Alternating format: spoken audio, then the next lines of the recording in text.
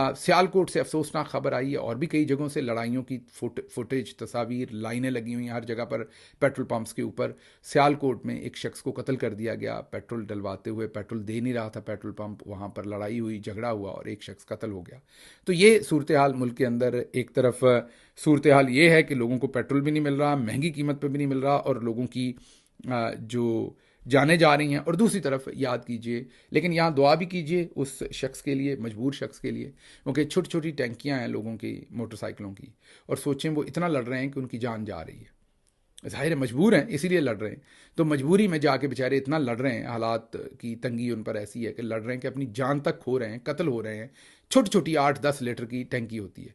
सोचिए उस बेचारी मस्कीन खातून का, जिसने एक ऐसा जहाज़ लिया, पहला जहाज़ उनका 1200 लीटर खाता था 1 घंटे में।